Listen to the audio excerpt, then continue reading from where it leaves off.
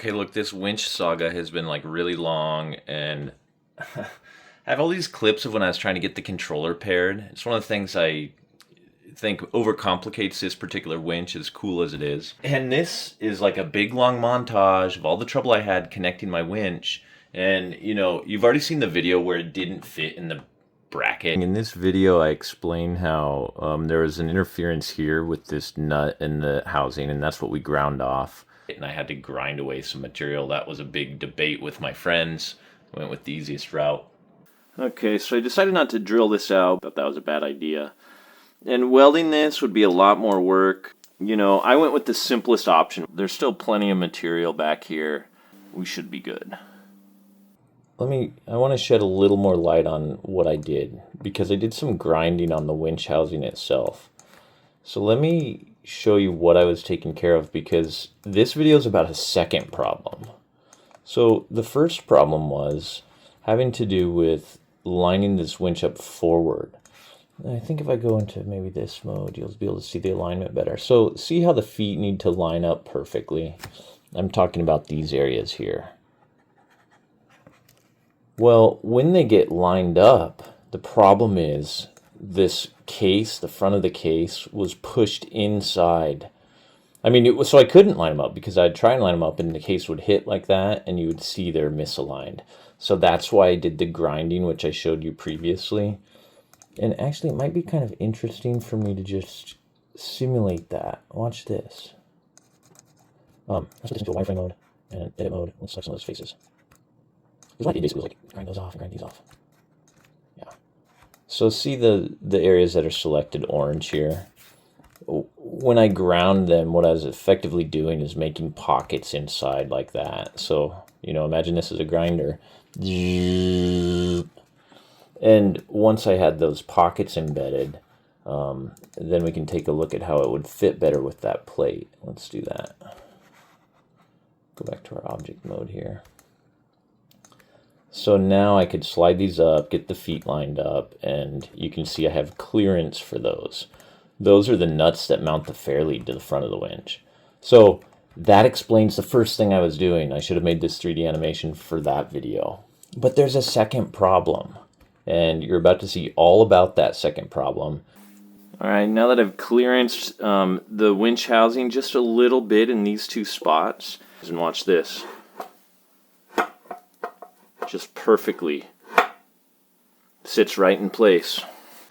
Just check out this video about it. But that wasn't the only dimension I had a problem in. When this thing's flipped over, you can kind of see that the holes are a little bit too far sideways too. So here I took some measurements. It was just strange because the plate measured differently than the winch housing itself, but they both said in their specifications that they were to the universal standard. What I would do is put this ratchet strap around the housing to clamp it just the little bit it needed to get those bolt holes to line up. And I didn't know if that was putting undue load on the system, and so that's what led to this entire test where I was going to test running the winch outside of the vehicle before I went to all the trouble of installing it, cutting that bracket, etc., etc. Okay, and that's what this picture shows. The holes aren't lining up. So let's compare that to when I put this ratchet strap around. I'm able to clamp this case, and you can see this black part and this black part and the central drum, they're like separate. So I might have been a little bit concerned. You know, the good thing is the holes started to line up. And in fact, let me turn these two layers on. This is before and after being kind of clamped. So you can see how far misaligned it was and how well aligned it got, and that's because of this strap. That was my question. If I, you know, tighten this strap and then get the holes to align and bolt it together, then remove the strap, you know, was that going to cause extra strain on this thing or what? Why is that out of tolerance? I didn't know, so I wanted to test it, and that's what this whole video is about. Anyways, what you're going to see in this video is I did a test wiring setup. Before I went to all that work of like grinding the winch or the mount, I was thinking about selling this stuff, and I'm like, why don't I just see if this stuff works? I had to put a clamping force tension around this thing, which you'll see at the end of this video, in order to get the winch case to line up with the holes. So I'll start this video now. You'll see a little bit about the problem I was trying to solve. You'll see why I did a test wiring to make sure that the thing even worked under that kind of tension. Not a lot of holograms in this video though. I didn't use this too much, but maybe I'll cut in 1 or 2 clips of something else to keep it 3D.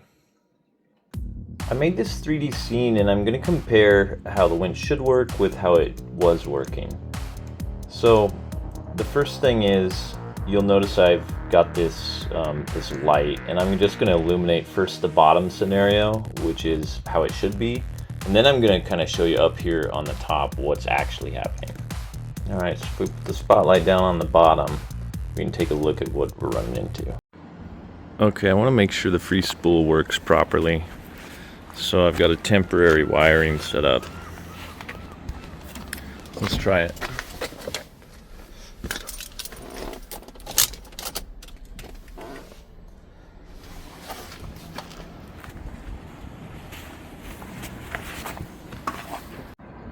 Okay, let's try this switch. Oh, we got a light. Oh, but it went off. I don't know how that's supposed to work.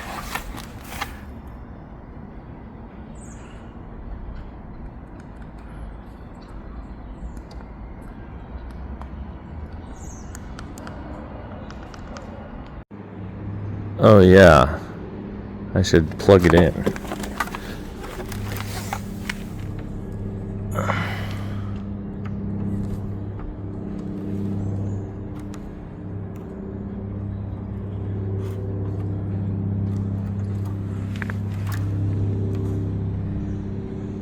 Light still goes off. Okay, so I think there's an initial pairing procedure I need to perform. And the animation tells me to hold both these in at once. So let's try it. I don't know if I can get you a video of that. Ready?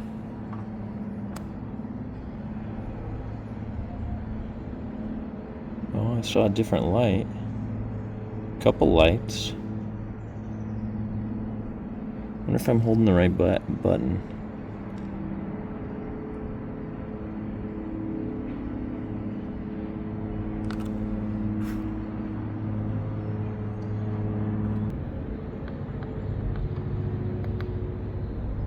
I think we gotta hold 2 buttons at once. Let's turn it on. Now let's hold these 2 buttons.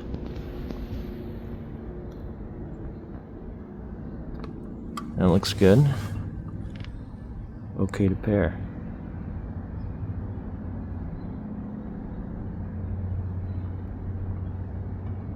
Paired? I don't think so. So now that it says okay to pair, we're on the cancel. We need to go to confirm and just wait.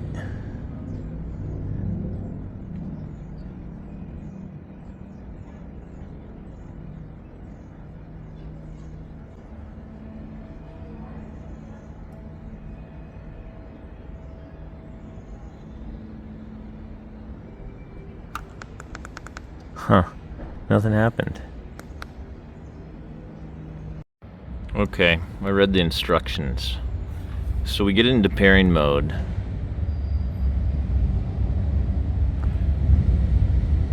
We select OK. And during this time we're supposed to toggle this switch off and on again. Alright, looks like we got this thing paired. Should we try it?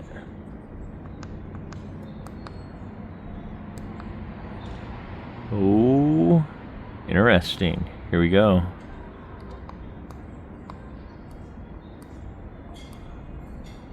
Huh. Oh, I have to follow the on-screen graphics. Press both those buttons. Is that for free spool? Okay, here we go.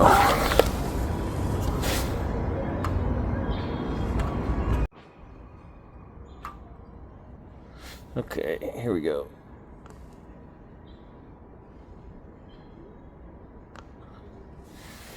All right, let's try it. Oh, baby. shit. Something happened.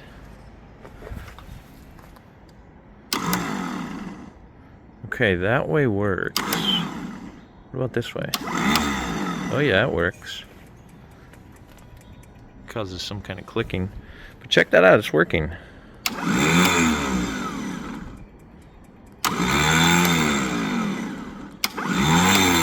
Oh, they both go the same way? That seems wrong. Okay, let's press this arrow. That's the in, winch in. Let's press this one. See, they're both going the same way. That's certainly wrong. And you'll see I might have even wired something a little bit wrong because both directions on the winch went the same way. In the end, everything's working out fine. I've got it installed now, but this was just like a problematic step on the journey, and I like to share that.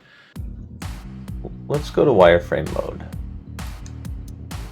I think it'll be easiest to see what's going on this way.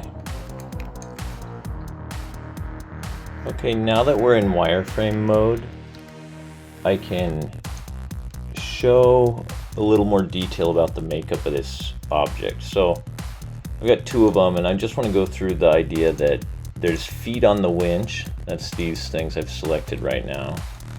And, you know, they connect to the winch itself, right? And this needs to set down perfectly. Let me go back into a shaded mode. We really want that winch to set perfectly onto the winch plate. And they're not really feet, these are meant to be holes.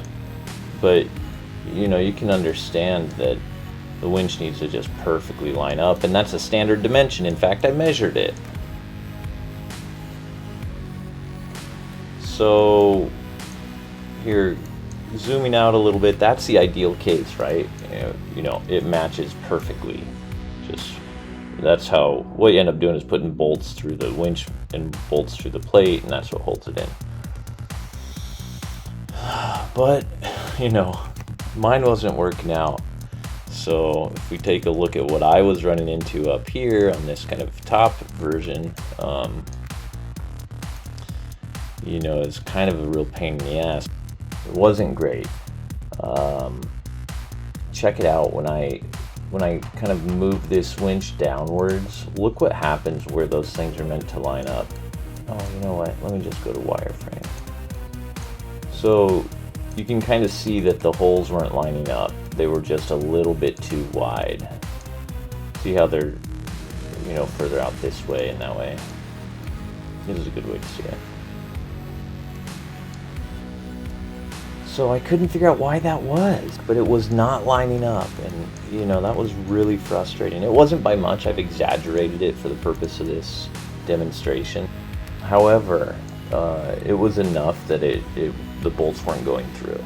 So not only was it out of alignment front to back, it was out of alignment left to right. All right, I had to put this ratchet strap around the housing in order to get these bolts to fit.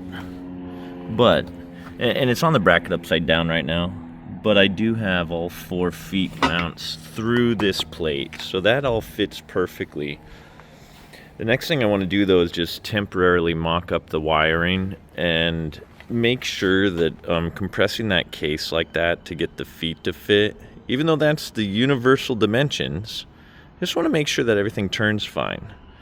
And if it does, we'll move on to the next step, which is being able to mount it on the other side.